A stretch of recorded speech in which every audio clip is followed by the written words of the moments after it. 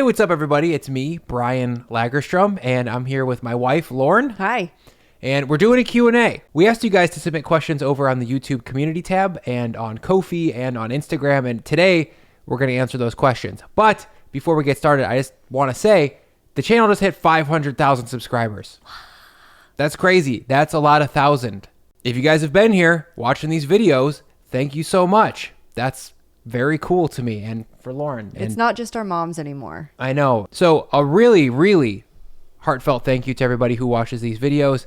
We're going to get some questions from all of you now. And again, thanks a lot.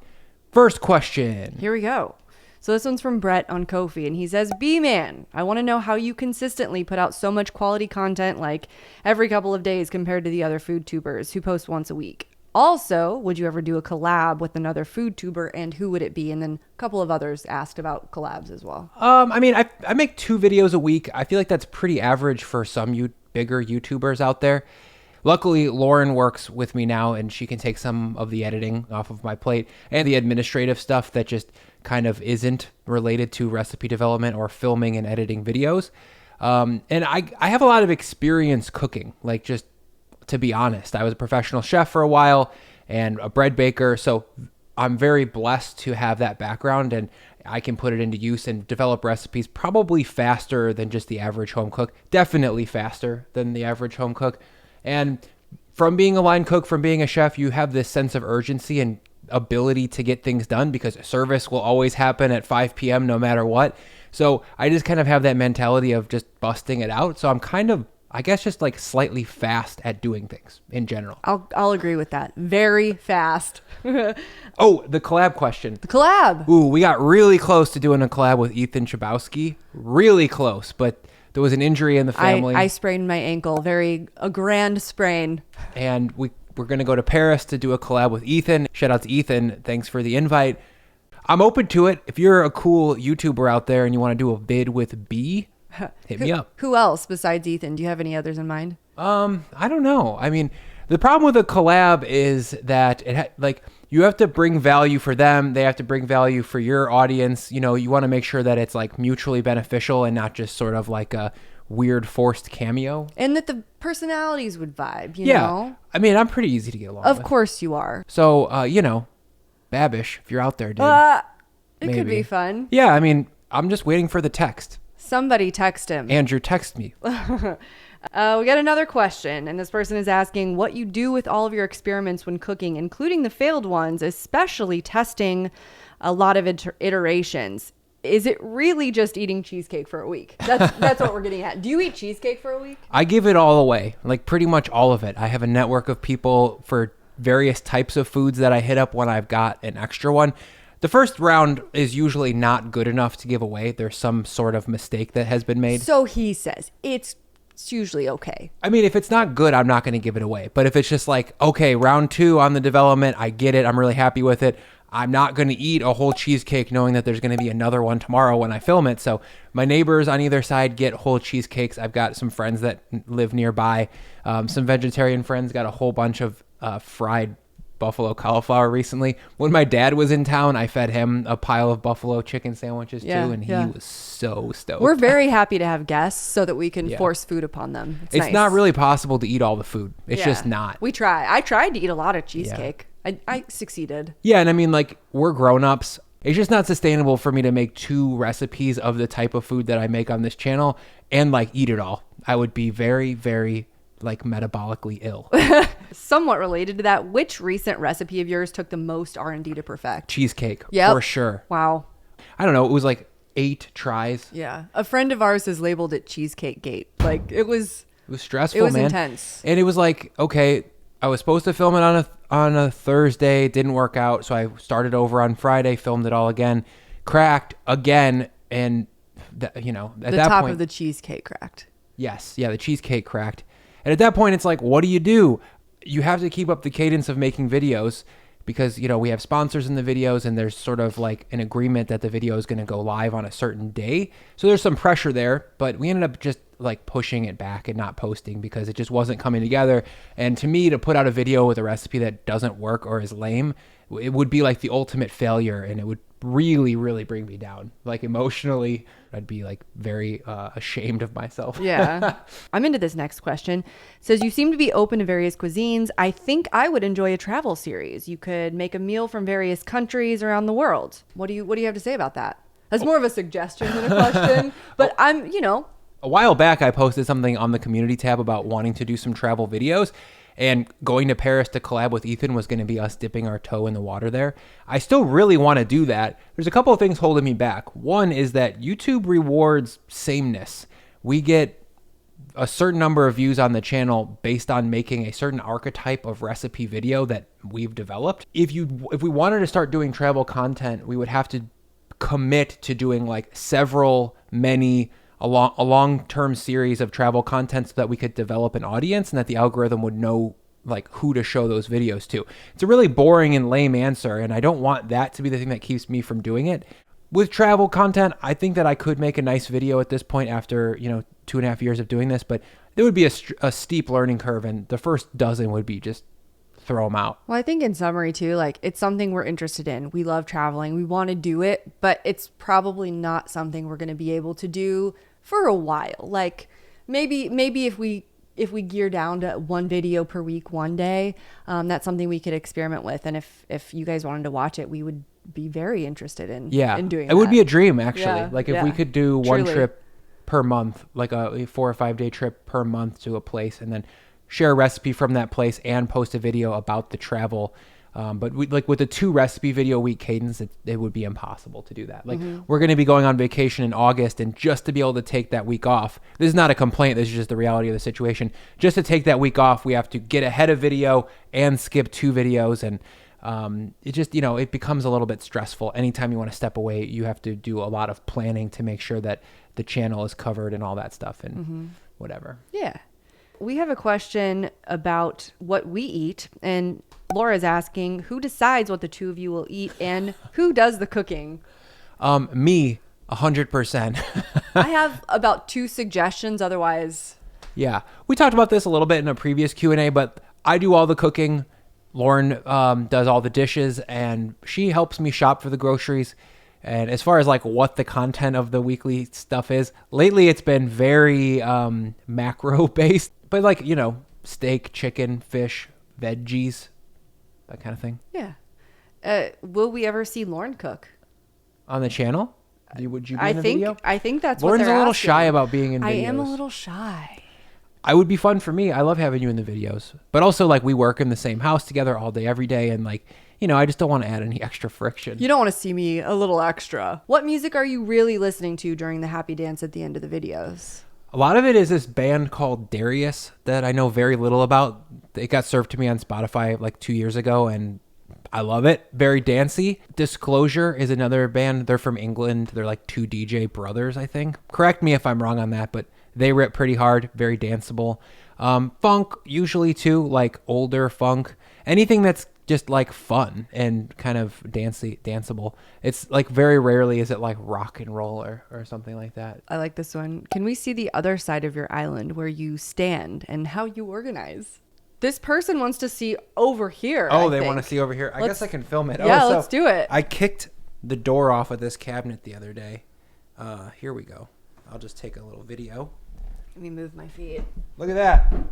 The door is kicked. So here we go. There's not a lot of organization to it. We keep towels under here, and we have a couple. The blender is crooked. Yeah. I'm not super proud of that. I mean, this doesn't look so bad. Lauren may have organized that today. Oh, really? Yeah. I love you, babe. So we get a lot of questions about what your last meal would be. And I don't know why so many, but I hope they don't anticipate something dark coming. Well, what's yours so I can have a second to think about it? I want something that is gluten-y that I cannot have a gluten-free version of. Like maybe the best donut in the world. Yeah. A blueberry cake donut fresh out of the oven. The fryer? Wherever it comes from. Your last meal is a baked donut? No, it's been so long since I've had a real I forgot donut. what donuts are. I would say my last meal would be real simple. It probably would just honestly be a pepperoni pizza. And I know that's boring, but it's the best tasting food on earth. On brand too. Yeah, but what type of pepperoni pizza? This is a great question. Chicago bar style, like tavern thin crust pizza, crispy, mucho pepperonis, and like cooked really hard, like well browned cheese. That and a huge plate of French fries, and I would be happy to die after that. What's the first thing you remember cooking? I didn't really cook anything until I was like a full-on adult, like 22, Until you 21. met me and I introduced you to freezer bagged meals. Yeah, I mean, like I would like, heat up chicken tenders and Yeah. like sometimes bake chicken breast and eat it with pastaroni. But You kept bags of fries in the freezer. I remember that. yeah, like fries and tenders. That was like my life until I was like 21, And 22. Totino's. Yeah, but the first like special meal that Laura and I cooked together that I can remember is like an America's Test Kitchen recipe that was like chicken cutlets with couscous, and this was before you were gluten-free actually. Yeah. Feta and spinach. It was from like their Cooking for Two. And I remember like we picked it up at the grocery store and It we're was like a magazine version. Yeah. But all the recipes were gold for two for 20 two people. somethings. Yeah. And the first time I ever made like ground beef tacos from scratch with the double fried shells was from I think it was from that book. Yes. That's what sparked it though. It was a good enough meal that I was like, okay, like that's not that hard, and it was very, very, very good. People are asking when the merch is dropping, and this isn't, I'm not trying to plug. They want to know when the merch is dropping. We're working on something. The hard part is like turning my name and the brand of this channel into a product, and I don't want to just put something out He's a little picky. I just don't want to put something out there that just to do it. Yeah. And then people be like, oh, YouTuber wanted to make a couple $1,000s off some stupid shirt. So we're working on it. We have a designer making a logo and stuff, and we're actually It's so close. it's quite sick. I kind of want to show a preview. Maybe I'll sprinkle a little preview here. Do you ever meet up with fans of your channel to hang out? I'll add other than our mothers. What's your answer? I don't know. My dad's a pretty big fan. We've hung out with him pretty yeah, Dad. recently. No, but I'm like reluctant to say this, but I've been recognized a bunch around St. Louis recently, and it's always nice to say hi to people like in the neighborhood or at the farmer's market and stuff who just come up and are really nice and say, hey, we love the videos. That's encouraging and makes me look really great in front of my mom. My mom was with us last time. Yeah. She was very stoked. So if you're the dude who said hi to us in Tower Grove Park last weekend, my mom, like, it made her weekend. So It really thanks, did. man. She loved it. And also, like, it's fun because it's rare. And we, like, just assume that no one is going to know who a YouTube cook is. To be clear, like, I don't get off on it or anything. I don't seek that out. Like, seeing the number of views that the videos gets is plenty of validation, and there's tons of nice comments every single day. It's like 100 to 1 nice comments to mean comments, you know? Well, I mean, okay, it's not even close to that, but there's a lot of nice comments, so I get a lot of validation from that. So, like, just to have somebody face to face tell you that they like your content, who doesn't know you, that's nice.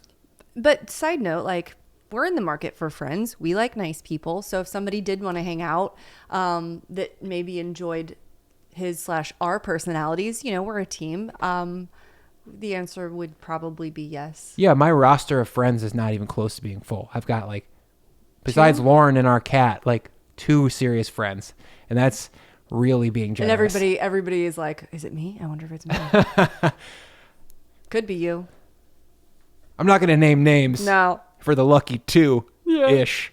We have a bunch more questions coming, including one that I think 15 people asked. We will get to that. But first, I get to say, let's take a minute to thank the sponsor of today's video, Geologie, which is a 9-time award-winning men's skincare brand. They've been mentioned by Esquire, by Ask Men Grooming Awards, and now by this guy. So I've used so many different skincare products over the years, but my approach to skincare in general is I don't think about it very much, and I don't really want to think about it. Luckily, Geologie does all of the thinking for you. The way it works is very simple. You go to their website, you take their quick skincare quiz, and then they match you with a full-on regimen of products to take care of your skin type. In my case, I have adult acne and dry skin, and their regimen number 17 is what they've paired me up with, and it's worked really well. The regimen comes with 2 face washes. That's one for the sink in the morning and one for the shower. You get a morning cream. Here we go. Oh, wow.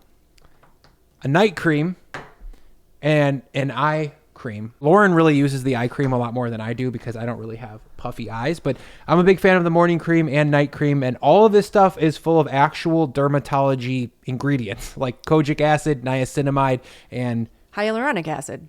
And retinol. Good stuff that's actually backed by science. So if you want to give Geologie a try right now, you can get 50% off of their 30-day trial. You just have to go to geologie.com using my link in the description, and you'll get 50% off your 30-day trial. That's geologie.com for 50% off. Thank you, Geologie. Do you miss working in a kitchen? There's specific things that I miss a lot about it. The people that I used to work with are great. It's the relationships you build with people when working under stress and towards a common goal are strong. And I love that. I miss that. Laura and I have that because we work together on the channel. We're married. We've been together for a really long time. That's great. But I do miss working with people in the kitchen. I miss sort of the push of it all. I know that it's so much easier to say this when you're not in the day to day, but having that sense of urgency and having that sort of like deadline that you have to push for every single day, there is like a high related to that is hard to describe. And, I miss that a little bit.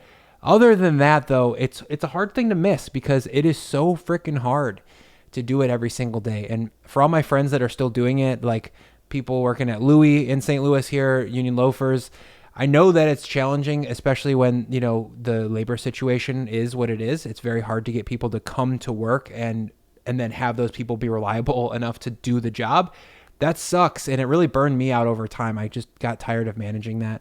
But yeah, working in a restaurant is like a lot of fun. Even if it's a kind of a crappy restaurant, the level of camaraderie is super high, and you can swear all day and listen to loud music and make pizza and whatever. It's cool. There's a lot of brutal places to work that are a nightmare, and I've had my fair share of those. But luckily, about half the places I worked were really fun, filled with cool, driven people who just knew about a lot of fun, interesting things, and I learned a lot from them. So I miss that. What famous chefs are you inspired by, if any? As far as like really famous ones, I would say like none, but I've been inspired by chefy chefs over the years. Like Magnus Nilsson from Faviken has been a huge influence on me. The guys from Joe Beef, when, I saw them on Bourdain's show, I was like, I'm listening. They put out a cookbook around the same time, and their approach to just like rustic, like hearty cooking and their love of hospitality is like contagious, and I was really inspired by them. Thomas Keller has had a huge impact on my career just because he kind of like reinvented fine dining in America, and like all the chefs I worked for were inspired by him, and that wave trickled down to basically all fine dining in America. So when I was in that phase of my career, it was very Thomas Keller forward. But the people who really inspire me are like my friends who are chefs in restaurants right now. Like Matt McGuire, Sean Turner at Louis here in St. Louis. I'm very, very inspired by what they do. It's simple, rustic food. Craig over at a restaurant called Little Fox here in town, Craig Rivard, and him and his wife run a beautiful restaurant called Little Fox here in St. Louis, and they're as professional as it gets. It's very relaxed, very beautiful food. And then my best friend, Ted Wilson. Ted, if you're out there, what's up, dude? He runs and owns Union Loafers, and one of the hardest working guys out there, and I'm really inspired by his food and what he does. So yeah, not celebrities though. You're inspired by Bourdain, really. Yeah. Just maybe not his cooking career, but just his overall career. Yeah, no, I definitely am very, very inspired by him. I think that like most cooks of my age, or just people in the industry in general, were inspired. It's hard to overstate what an impact he had. And I learned a lot about food, a lot about international food, chefs in America, chef culture in America, and probably wouldn't have been a chef if I hadn't read his first book when I was like 21 or 22. So that's a huge inspiration. Yeah, probably the biggest. Mm-hmm. But not Gordon Ramsay. If you're out there, Gordon. Come at him. Don't. Please don't. If he wanted to do a collab and fly to St. Louis. That'd be funny. Gordon! Yeah, Gordon needs to come mess around with a 500,000 channel subscriber YouTube channel. What's he have? Would you ever try human flesh? It's a real question. Is there ketchup on it? Yeah. And how hungry am I? You're not going to give them a legit answer? If there's ketchup? What would I say? Like, yeah, I'll try human flesh. Like, if I was like starving to death and I really didn't Right. like the person and they died of natural causes and they weren't like diseased, I'd maybe think about it. And it's not going to be like there's a charcuterie plate of many different meats and there's human on there, so give me that one. Like, I no. wouldn't reach for like, hey, here's your neighbor. They were alive yesterday. We just turned them into a fresh sausage. Like that wouldn't be my ideal cannibalism situation. Like, I think the ideal cannibalism situation is no cannibalism situation. I feel like it's dire straits if we're in that. yeah. But I would do it. I mean, would you, if it was between dying or eating a human who had died of natural causes? Of course. Like that's silly. That's silly if you didn't. You know, we have an innate need to survive. Yeah. So sure, I'd give it a munch. I'd break off one finger. I mean, that would be the worst part. The finger? Yeah, you want to go for like the loin. Well, I'm not trying to get like... Or like the rib meat. But if the human died of... You got to ease me in. Yeah, if the human died of natural causes though, like they're just old, that's going to be some weird tasting meat. Legitimately, we get a lot of questions about this, and I just think it's kind of fun and cute. Somebody says, Lorn, which is it? Which is it? It's Lauren. However, he began to call me Lorn. One syllable is easier than two, and then that became my name. So It's more fun to yell Lorn, as it is Lauren. I just got sick of saying that, so I go Lorn. No one calls her Lorn but me. Would you like a lesson in how to pronounce Worcestershire? I really wouldn't. Worcester. I really wouldn't. We've gotten many lessons. Yeah, like I don't know, 350 comments. No, probably more. Probably closer to like 500 comments. It's okay. They think they're helping. Yeah. In general, though, like if you're the type of person who wants to change how somebody pronounces a word, you know, take a look in the mirror, bro. Maybe you're the problem. And sometimes it depends on where you're from. Like you say Dallop, not Dollop. It's just how you say it. You're from Chicago. Unsolicited advice is just not super great. So if you've got a lot of it, I don't know, maybe just keep some of it to yourself. Another one from Instagram. Do you believe in aliens? No, I mean, like, I don't believe. Okay. There's a whole bag of worms here. Hold on. I don't really think that aliens are currently like on planet Earth with like spaceships. There's a lot of people who have seen all this Tic Tac UFO stuff and the David Fravor, including us, UFO on a vacation stuff, once, or what Bob Lazar. All this UFO stuff. It's compelling. I just don't really think that there's strong enough evidence to say for sure, like, yeah, there's definitely aliens. Tell that to Tom DeLonge, dude. I would give it like a 5%, a 1% chance that there's aliens around right now, like doing observational stuff. Do I think that there are other intelligent organisms in the universe? Yes. 100%. I think that they would be very unlikely that life is that rare. If you just based it on statistics, then it seems crazy to But there say is this thing called the Drake equation. Ooh, here we go. Yeah, it's like, I don't know, 10 things, and basically can be orders of magnitude off or on depending on what you think about the universe. Like, for example, like, what is the percentage chance that humans could make it to another star or whatever? I don't know the exact things that are in the Drake equation, but essentially it's stuff like that. And at the end of it, you get a number that tells you the probability of there being other intelligent life. And it could be like 0.0 times 1,000, 1%, or it could be 5% or 100%. It's kind of like up to you. So it's not super useful, but it is like a good thought exercise. I don't understand the Drake equation. And if any of you aren't following, neither am I. It's fine. I'll link to it below. Take a look. What was the dish that made you want to go into culinary arts? And I will kind of add an aside because this is a leading question. Or do you have an experience that made you want to be you? I don't know. I hope I haven't answered this one on the channel before, but there was a dish at this restaurant in Chicago called Avec that is still there. It's Paul Kahn is the chef owner. It's chorizo stuffed dates wrapped with bacon and a spicy piquillo pepper sauce served with their wood fire oven ciabatta. And it's like, it's their most famous dish, and it's for a reason. It's like to this day, probably one of the best foods I've ever eaten in a restaurant ever. Probably top 5 bites I've ever taken. That might be death row meal, actually. Wow. But the experience that Lorn and I had there at Avec the first time was with my friend Dan. He took us there. His girlfriend was the manager at the time. And this was the first like higher end culinary experience that we had ever had. We were in our very early 20s, and it was literally life changing. To us, going like when we were 21, 22, like going to Olive Garden was fancy for real. Like I didn't know anything about restaurants at all. Like a Mexican restaurant was like my experience of like independent restaurants. So you go to this place where there's really cool, loud music playing. The wine is spicy and fresh and all from Europe. And I didn't know anything about it, but I was just drinking these cool beers and wines, and the dishes were rustic and fun. And the guys in the kitchen looked so like they were having so much fun. And I was just like, oh, like I could do that. I don't like, I'm a bank That's better than banking. Yeah, I'm a bank teller right No now. offense to any bankers. I'm a failed recording engineer / currently a bank teller. This looks like more fun than that, so I'll give it a try. Do you get honest reviews after you make your food on your channel? And are they always good? Is the food always good? Yes, I mean, like I think my enthusiasm comes through in the video. I don't make the video if I don't like the recipe. There's only been maybe 3 times where I've made the video and been like, I can't wait to revise that in the future.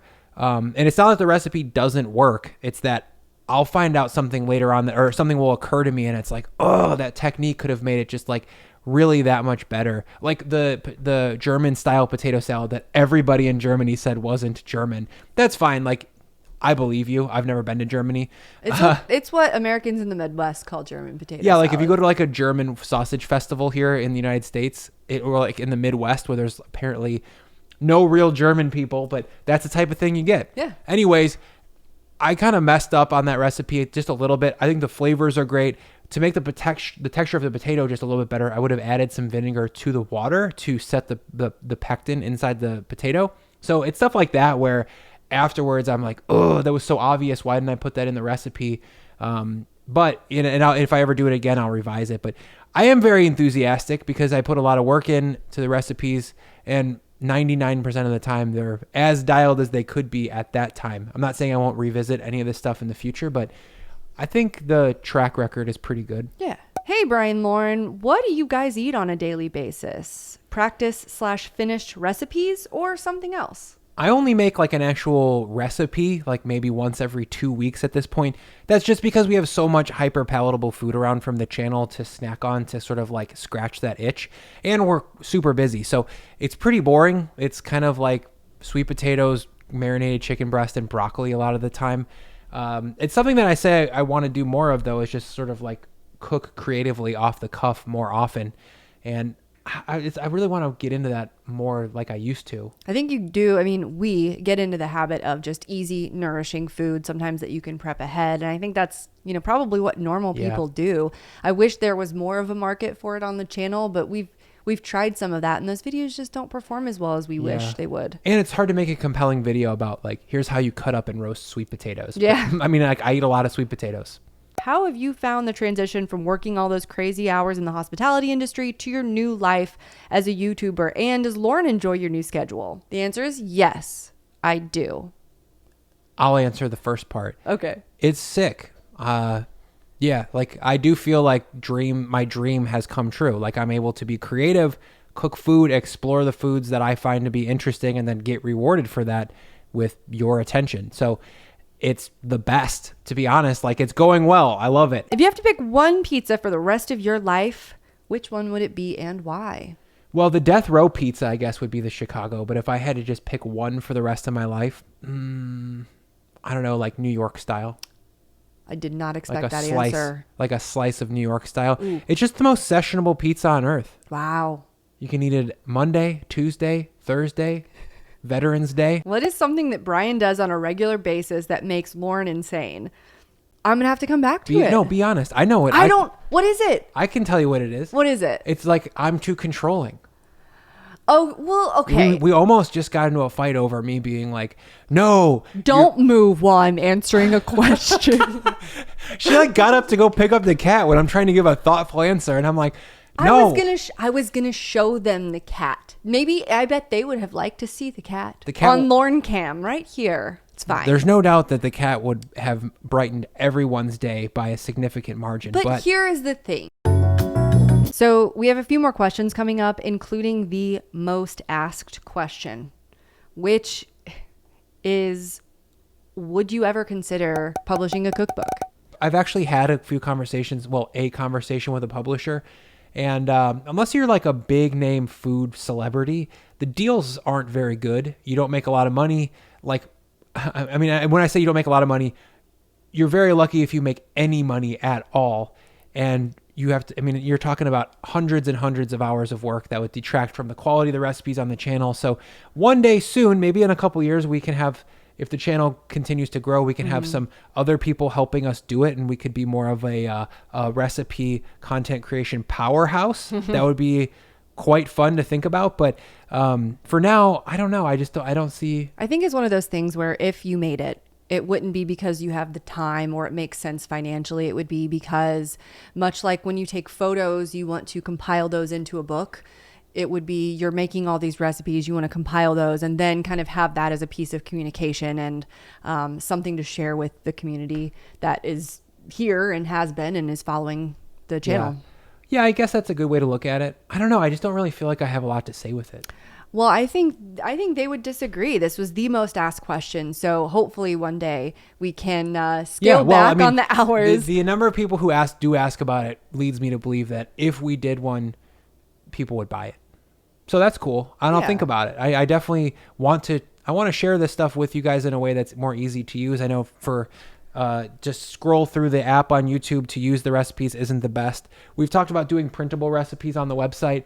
We do have a website now, by the way. It's brianlagerstrom.com. Yeah, Lauren's been posting the videos as blog articles, and you could probably turn that into a printable recipe pretty easily, just yourself if you wanted to copy the text. Yeah, I think you can copy and paste it. Yeah, so I mean, it is a goal of mine to make the recipes easier for you guys to use. From the very beginning, if I haven't said it, these recipes are there to be used.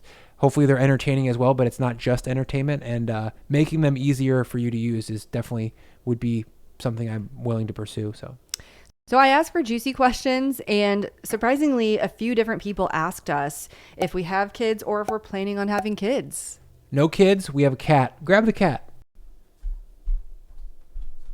This is our child. This is Kiku. So we're not going to have any kids. That's not in the plan at the moment. Talk me out of it. Throw a comment down there. What advice would you have for someone trying to get some cooking videos together, but only has a handful of hours a week, mostly at night? My first question would be, do you have enough cooking experience where you have some sort of perspective to share that might bring value? If you don't, unfortunately, I would say keep on cooking, brother. Get a few more years under your belt and have some viewpoints and a real tool belt of skills to share. That, because I think that's a problem. I think if people are trying to have a channel about any topic where they're not truly an expert, it's going to be really hard to succeed. I see a lot of those out there. And listen, I wish everybody on YouTube the best of luck. I hate to see people struggle. And I think that's a really good way to struggle, is to not be an expert to start. The other thing I would say is if you only have a few hours, I would say just commit yourself to 2 videos a month then, and get into the habit of making videos. You really want to post at least 1 video per week. I know that's older YouTube wisdom, but I don't see somebody really growing a channel only posting a couple of times a month. But that would be a good way to get good at making videos. The first 100 videos you make are going to suck no matter what, unless you're somehow just insanely gifted at this thing, which I imagine you're probably not. It just takes reps. That's just what it is. So get in the habit. Commit, and tell friends and family you're doing it. Make sure they all know so they can hold you accountable, and don't give up. For us, we set a goal of 2 years. We're gonna just put the head down and make videos for 2 years. We're gonna post once a week. And at the time, he was working full time and only had nights to commit and weekends. And we said 2 years. If this doesn't take off, we will leave it behind and go back to jobs and say we did it. If you're not willing to commit almost all of your free time for an extended period of time, I don't know. I don't think you probably won't be able to make it work. Unfortunately, it takes an unbelievable amount of dedication to grow an audience. And I'm not trying to blow ourselves up. I think anybody who's successful on this platform, or most people who are successful, have really put in a ton of time, not only to learn how to make great videos, but just time. Before you start YouTube and you just see people succeeding left and right, I mean, even people that make gaming videos or a Mr. Beast type, you think oh, if they can do that, I can do that. but it takes an enormous amount of work. I think every person that's been even a little bit successful on YouTube is an extremely hard worker. Yeah. There's a lot of dedication and organization that's going just in. Hustle, man. Yeah, hustle. Yeah, for sure. Truly. So that's the other thing I would tell you is that just be prepared to constantly feel like there's people who are just crushing you at it. Like you're just not the best at it. You're feeling like, I don't know, there's just been so many times throughout this whole process where I'm like, we suck. We're not doing great. F, marry, kill. Alton Brown, Gordon Ramsay, The Kinge. Oh, I would kill Gordon Ramsay. Everyone would. I would Brian. I would Kenji and marry Alton Brown. Really? Yeah, because I don't want to have physical. I mean, Alton Brown's great, and I would be married to him, but like, you know, he's a little older. The Kinge is more your type. Is that right? Is that what I you're wouldn't say saying? he's like my type, but he's a little younger bodied, and I feel like I could probably, you know, like get through it if I had to. What about you? Kill Gordon. Listen, I'm not like super anti Gordon Ramsay, and if you're out there, if you want to collab, dude, like We won't I'll kill you. think about it. You know, like I'll see if I'm free if you want to collab. But you know, like if it was between the three of you guys, I would definitely kill you, Gordon. Sorry. I'm going with Alton's getting the F. You're gonna marry Kenji? Yeah. Kenji would be a very lucky man. I think he'd be like a nice partner. Kenster, if you're out there, she's a really nice woman. Brian. What? I'm just saying, like you do a great job of cleaning the house. I'm just kidding. Amazing partner and can edit YouTube videos. I can. So, you know, Kenji, if you're out there, you know, whatever. Is that all the questions? You know what? That was it. We're ending on a weird one, and I'm happy about it. I think the answers were true, and you have guys now know something about both of us. And yes, I want to say one more time, 500,000 subscribers is a lot, and I am super grateful that you guys have shown up to watch these videos. It's an absolute blast to make them for you, and I hope I can keep doing it. It took us about a year to get from 100,000 to 500,000. Check out the plaque, by the way. The plaque. Ooh, Is it in the shot? 100,000. Yeah, it's right there. 100,000 back there. Awesome. So, you know, 500,000 is amazing. I never thought we would get here, honestly. Well, let's be honest. I thought we were going to get here. This channel freaking rocks. No, whatever. I don't know. Maybe like by March of next year, we could be at 1 million freaking subs. You kidding me? If you're not subbed right now, don't make me freaking beg. As always, guys, thank you so much for your time and attention. Thank you for sticking around to the end, and we'll see you next time.